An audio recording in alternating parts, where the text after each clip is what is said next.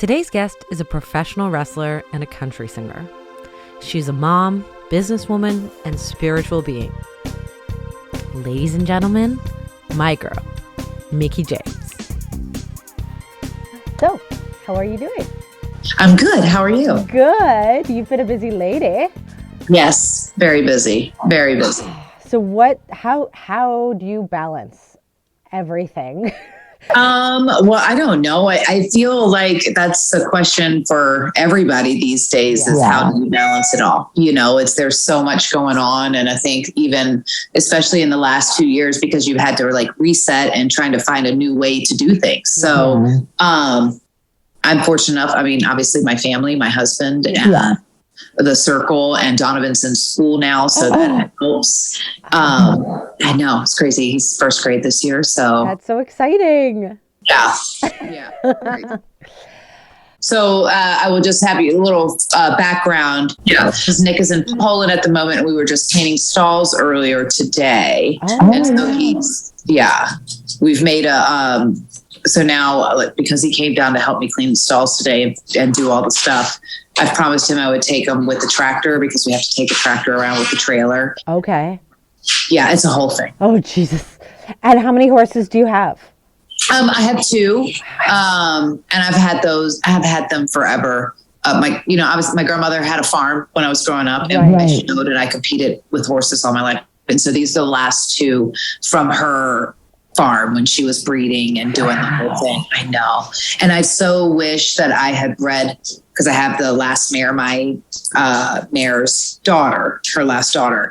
And I'm like, gosh, I wish I would have bred her. You know, now she's older. She's like 17. Okay. I think it's too late. It's too late now. Right. But God, that would have been cool. My goodness. So you have a farm, you have your music career, you have your wrestling career, you're a mom. The more you do, the more you can do. Yeah, no doubt. No doubt. Well, the barn is more like my therapy, isn't it? It's this weird thing. Like I actually enjoy cleaning the stalls. Yeah. Being in nature, it's like a therapeutic, spiritual kind of connection. For sure. And I love everything you're wearing today. The sweater, the jewelry. Yeah, thank you. It's kind of like comfy cash, but a little bit extra. You know, I was trying to sass it up for you. You did well. Very Indigenous themed. So that's, a heavy subject, but I wanted to talk to you. It's come to light since there was 215 children found in a mass grave in a residential school or, defunct residential school. And it's really rebrought focus, especially in Canada. The missing women who have good chance are now deceased. They believe there's been 4,000 missing women over 3 decades in Canada alone. And now you're an Indigenous woman yourself. Growing up or being a woman of this creed, how has this affected you? How has this information come out affected you? Well, I think it's really devastating, obviously as a human being, just alone.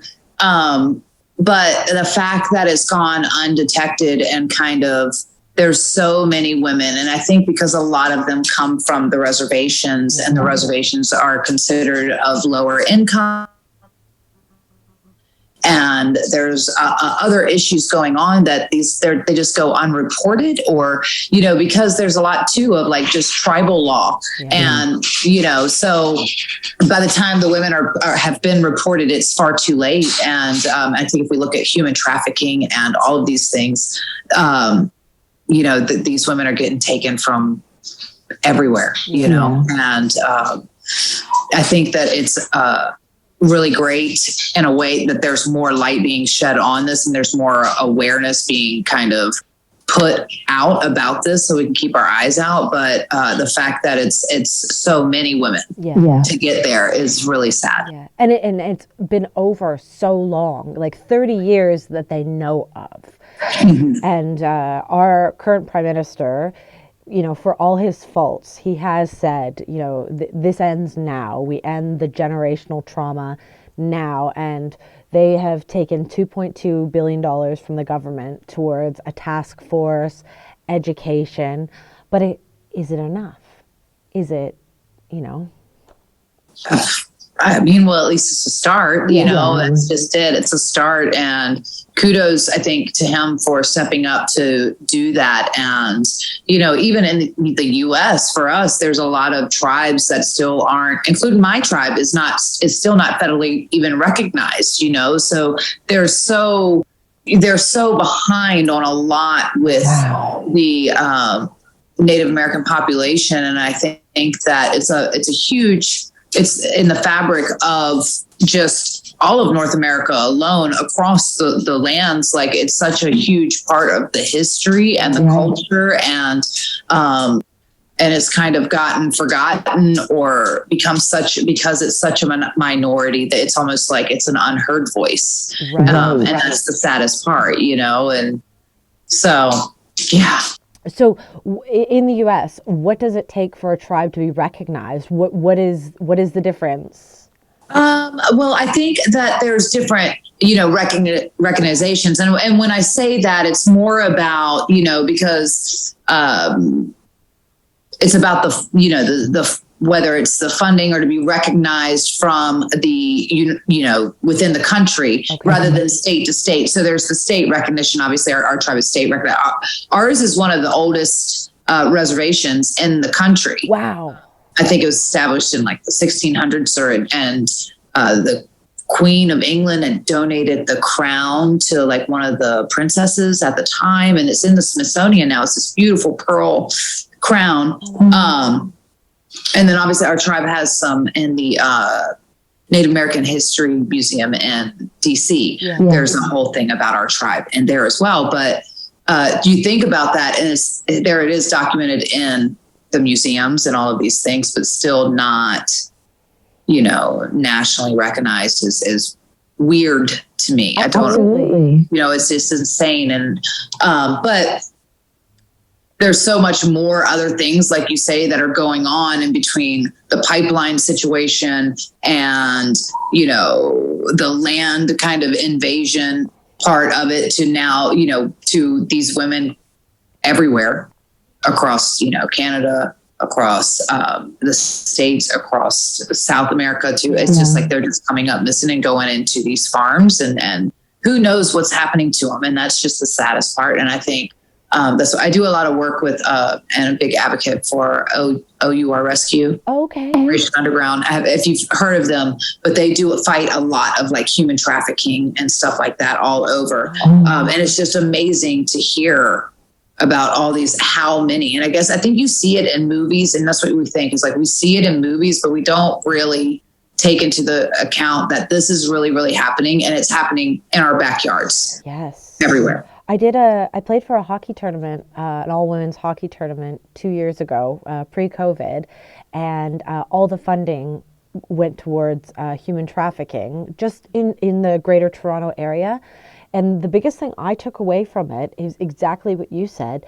We see it in the movies. And even as a first responder, I work firsthand with a lot of the vulnerable community, but I didn't realize how many middle-class women, like, in their formative years, 14 to 16, that grow up in like middle-class communities, get bred and groomed into these human trafficking rings.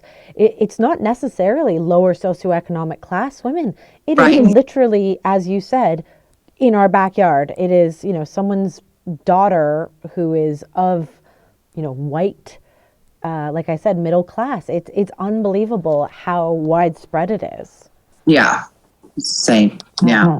So with your tribe, what lineage is it on? Your mom or your dad's side? It's my mom's side. Your mom's side. Okay. My mom's.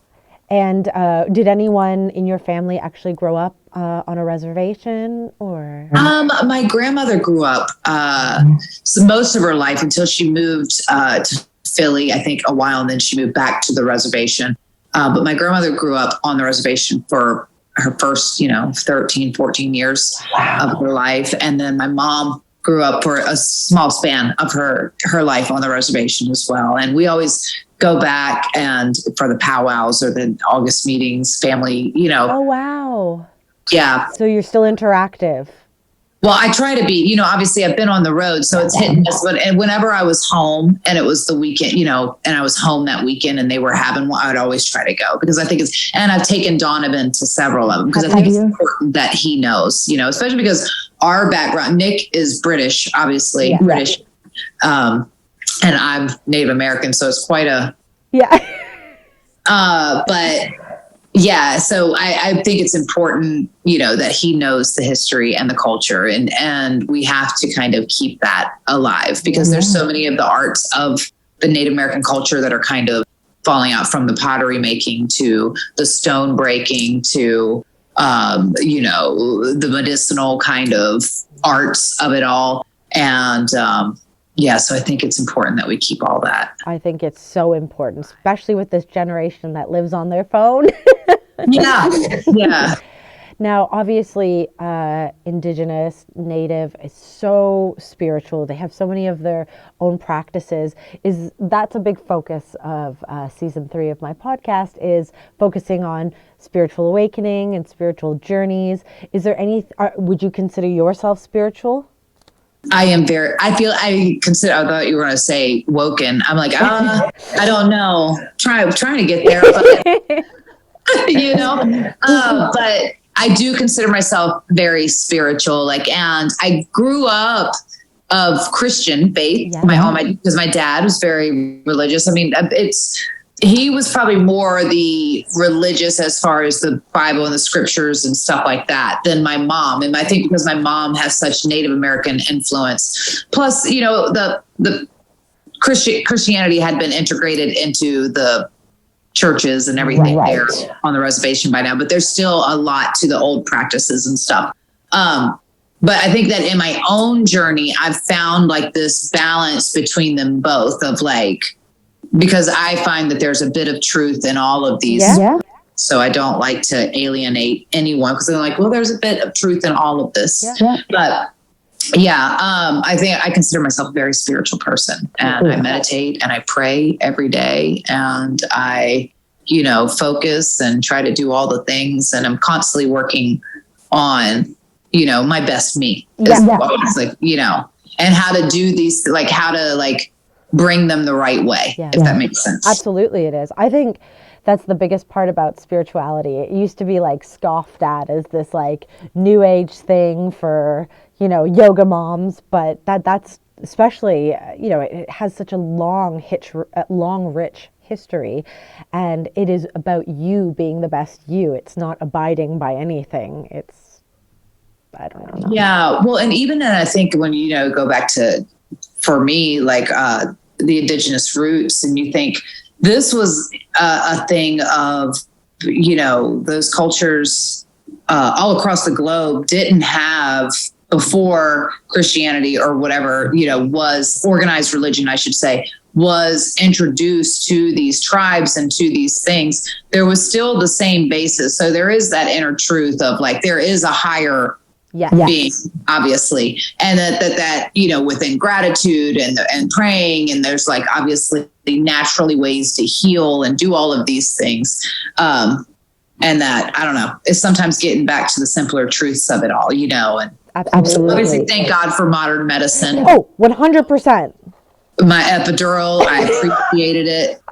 I don't that there is a Native American thing that would have been the same there for me, but so I'm grateful for certain things. Yes. I think there should be a beautiful blend, but it's just what you said. It's that hard reset, getting back to basics. Right. That is older than time. And I will say one thing that I can't live without now, whether it's placebo or not, is sage. Burning sage is such a huge part of my daily practice. I'm growing some out. I planted some. It's huge now, this sage bush. Oh, that's so cool. I hope it survives the winter, because I was doing around we just bought a house in December outside of Nashville. So I've made around the pool kind of my herb garden area. So I'm just hoping they survive the winter, because it kind of gets, I should have I've done a little bit of both, like some inside, some outside. Yeah. What else did you grow? Yeah. It's like this. I'd love you to can you send me a photo? I'd love to see it. I will. I'll send you a picture of it when I go outside. I'm so proud of it. I'm like, and it started in one of those little, $4 pots. Yeah. Like it had a little tiny, Amazing. Oh man. I was like, look at it grow. This is my life. Look at it go. Butterflies and the hummingbirds. I like spend my time. I love it so much because I think the one thing this whole pandemic, if there's been a blessing for me, and I think everybody, it's always awkward to say this because I know a lot of people have struggled during the pandemic, but I think it's forced everybody, myself included, to sit back for a minute and reassess them and get to know them a little bit more themselves, because we spend so much time in like the hustle and the bustle, and I got to work and I got to go here and I got to meet this deadline and I got to do this and I got to do that we're not really living our lives. We're just kind of going through the motions, going. And then you sit down at the end of the day. And by the time you get to that moment to kind of decompress, then we're here on our phones, So I think that a lot of people have picked up like between home renovation stuff. I think everybody's mental health has become at the forefront of everyone's conversation because everybody's really as in this reassessment kind of phase going like, I'm not okay with either myself or some of my decisions or what I'm doing right now or how I'm living my life, because this has changed our mindset so much to go like, what's the point? What's the purpose? Right. You want to have a purpose and a passion and something that what you're doing means something. Right. Yeah. So yeah. Or you can just make a garden and plant sage. Oh my God. All of the above. So if anybody wants to come over here and help me do that kind of stuff, there's a position open. Well, good. Oh, I'm so sad to learn this once Impact Now has moved from Nashville. Otherwise, I'd be over there like, okay, let's get our sage. I know we can dry it out ourselves. We'll hang it with, Okay, well, maybe I'll just invite myself over on another day. Okay. I saw your little photo shoot video thing that you did. I don't know if it was like a video thing of like the witch. Was it a promo for Halloween? Or so it's this photographer, Andrea Hunter. She's local. She's just from Hamilton, just outside of Toronto here. And she just does these absolutely incredible shoots. And it's her like post-production that makes her amazing too. But she's done this like inaugural witch photo shoot. And I saw it on TikTok and I was like, that is the most amazing thing I've ever seen. And then I saw it was coming up and I, kind of threw it into the universe. I'd love to shoot with her. And then it showed up on my doorstep a few days later. So yeah, it was a video of the photo shoot. I haven't gotten the photos yet, but I can't wait to see them. So excited. Thank you. Yeah. Thank you. I love the whole thing because I'm all about like my crystals upstairs, which, Donovan likes to use as like rubble for his, but I have a whole room up there that Nick makes fun of me because I call it like my meditation space for but that's also where we shoot gall. Nice.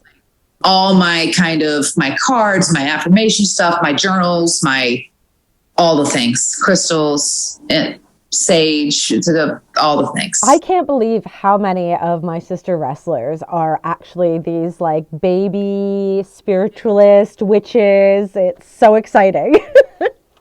Yeah. Well, I feel like we need to re-delve back into that another time and just talk about all our spiritual, the crystals, the cards, oh my God. Can we do it on Gaw? Because I was speaking with Lisa and she's like, oh, I have all these things. And is Val into it? Not as much. She's into, obviously Lisa and I are more into like the crystal side and stuff, but we have Mel, who is our, resident psychic medium. Oh. She's a friend of ours out of Australia and she's a medium. So she channels through her father, but she can also, we've all had readings, but she's incredible, dude. But she does our monthly star signs. But we all have our crystals and I'm always, Yeah. Well, if you guys want to do if you want to do a spiritual episode, I'd love to participate. Okay. Let's do it. Yay. Okay. Yeah. Yes. Just like that. Okay, I just want to end this episode with my 10 tailor-made questions. It's like a speed round sort of thing, but don't feel rushed. Okay. Okay, ready? What speed, you know? No. Okay, name a beauty product you can't live without. This like, have you had that bio oil? Oh, yeah. Love it. Love it. It's I love it for everything, for scarring, but also for, I'm like, if I forget my face lotion or if I forget everything, it's such a pure thing and I could put it on everything. Yeah, I put that all over my stomach every day when I was pregnant. I hope it's the best. Did you? Yeah. That and the bio oil, which I'm like, dang it, this little bottle's like $20. So expensive. For this little tiny guy, but also the tub of the Palmer's cocoa butter, the hard kind that you would then, that stuff was magic. When I was pregnant, I was just sloughing off of furniture because I was so oiled up. But no stretch marks. No stretch marks. I'm good. Thank God. Yes. So give us an endorsement, Palmer's and Bio Oil. Thank you. Yes. Okay. Like, my butt may have sank about a half an inch. But no stretch marks. Fine. It's totally fine. Okay. What's your favorite exercise? Oh gosh. I hate them all, really. You hate them all? I hate them all. I will say squats. Squats. Yeah. I'll say squats are my favorite because you can really they hit all your body parts, you know, as much as I hate them, like I do hate, but you can do different things. And if you do nothing else in a day, you can make sure you get your squats in, whether you're just cooking or whatever, get 100 squats in, you're really doing it. I agree. Okay. Yeah. Do you have a pet peeve? Yeah. What is it? Yeah. Wow. Top 3 if you must. There's many. I'm a very nitpicky. I'm a Virgo, so I'm very. Okay. Yep. I get it. Say no more. So the toilet paper roll thing on the out, that's a real thing. Do you go around changing it if it's wrong? I do. Okay. If I'm like, I do every time. And usually it's because I'm like, I'll go pull it and I'm like awkwardly pulling it because my arm's going under. And I'm like, let me fix it so I can pull it. I'll go with that one. Oh, that's so funny. Okay. Who is your celebrity crush? Matthew McConaughey. Matthew McConaughey. All right. Yeah. I don't know if it's the accent or I think the To Kill a Mockingbird, was that the movie when he was in that movie? Yeah. That one, that was the first time I'd seen him, but I think that he's just amazing. He's an incredible actor. Obviously there's roles that I'm like, yeah, but it's him. He's pretty. But it's him, and he's fantastic. So, but yeah, that's probably my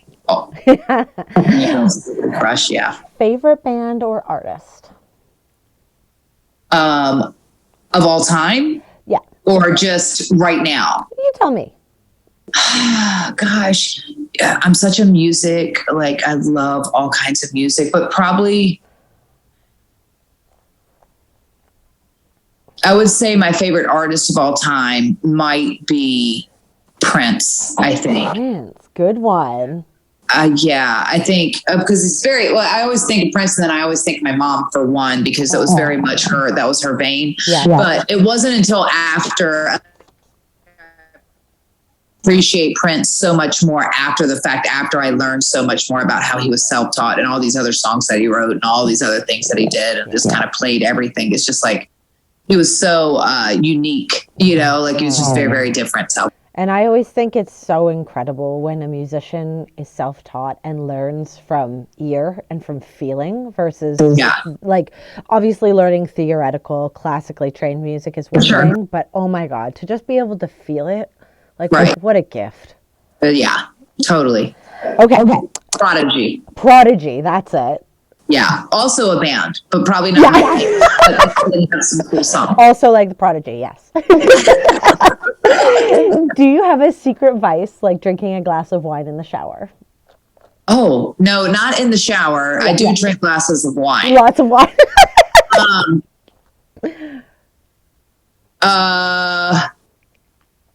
Yeah, I don't know. I feel like I have all of course, I think we all have our little secret vices, but I do weird things. Like I'll end up writing at weird hours of the night. Like I just kind of go after everybody else has gone to bed, and I think I'm tired, and then I don't, and then something happens, and then I'm just sitting there writing for an hour for no reason. But that's your time. Yeah, but not for no reason. But yeah, I do all kinds of crazy stuff. Just ask my husband. Okay, Nick. What wrestler has the best entrance music? Oh gosh. It's a toughie. That's a tough one. I think Stone Cold might have the greatest when the glass broke, and then that was a pretty. And you know within seconds. Well, I think all their music at that time was really cool. Like everybody's music was so cool. Yeah. I was going to say Matt Hardy's music for a second when he came out, because I used to sing it as "I'm a squishy tomato." But yeah, what we do backstage. I'm a squishy tomato.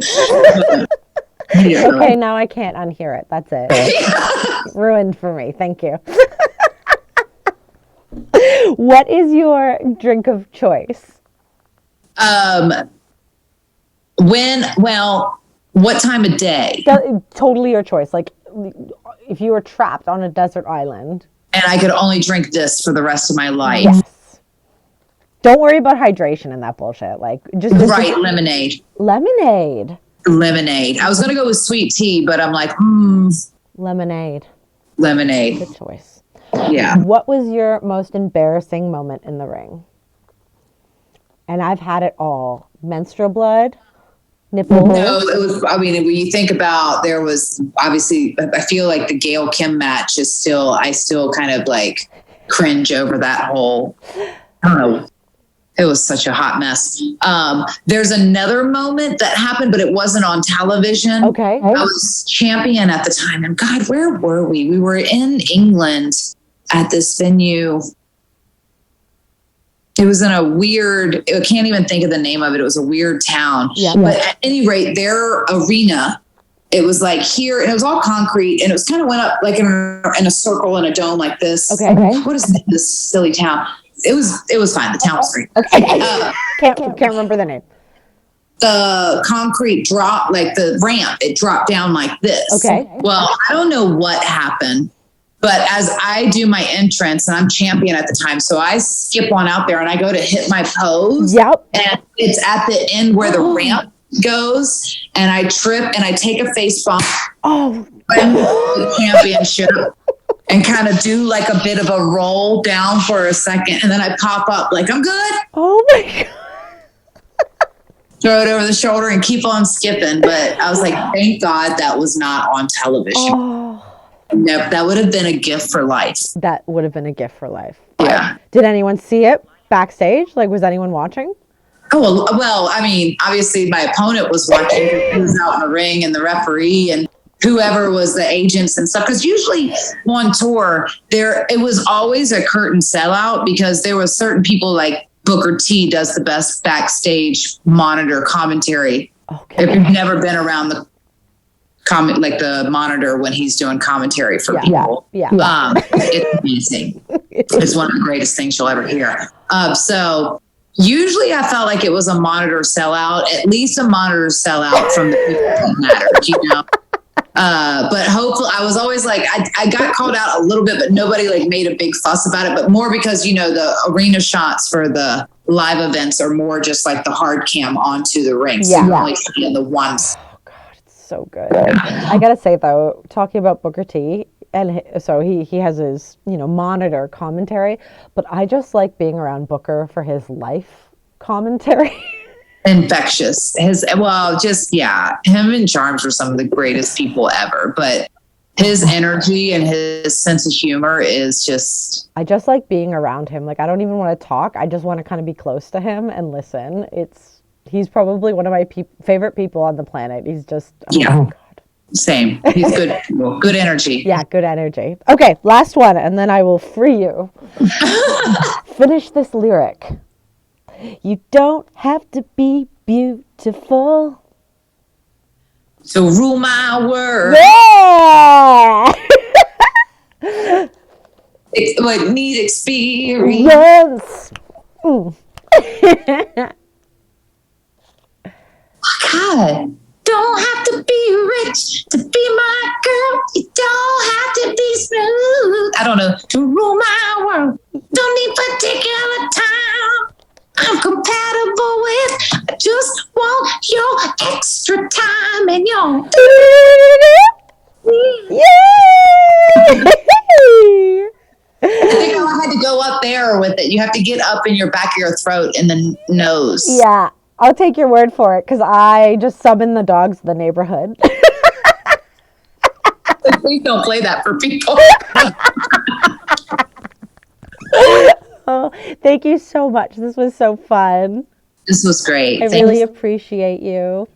You're amazing. You are too, and I hope I see you soon. And I want you to keep kicking butt and all. Thanks, Mama. Yeah. I appreciate you. That means a lot. I'll be back. Can't wait. Okay. Hopefully I will see you. I'm going to be champ again. I'm going to be champ soon, and we've never had to face each other, so. I would love that. Yeah, girl. I'll be back for that. It's only going to, hopefully, like this, obviously we're not recording anymore, but hopefully it'll just be a few months. Okay, cool. Tops. So I would love to run a story with you. That would be amazing. That would be fun. We've never had a chance to even wrestle or anything, so so great. It would be really cool. It would be. Maybe we'll teamwork makes the dream work thing, and then we'll caboozle. Yes. Can get into all the important people's ear for me, please. Don't let them forget me. Oh God, no, they won't forget you. In all seriousness, I was watching just the way you move. You just move so like smoothly. It's a lost art. Like you don't move like a lot of these, and I don't mean this in a disrespectful way to any of the other. You move like it just like you move like a worker. You move. Thank you. Like it's nothing. Like it's just second nature, and that's really honestly like when I wrestle. Real. That to me, that's the real definitive like difference maker. Right. When I don't know. No, I hope you know how awesome you are because you are awesome. That's all. That means so much coming from you. I'm like, you're such a beautiful person, and I was always such a big fan of your work, and you're amazing, and you've done so much for women's wrestling. So thank you. Thank you. And let's fucking tear it up together. We're gonna kick all the asses. So much ass. All the ass.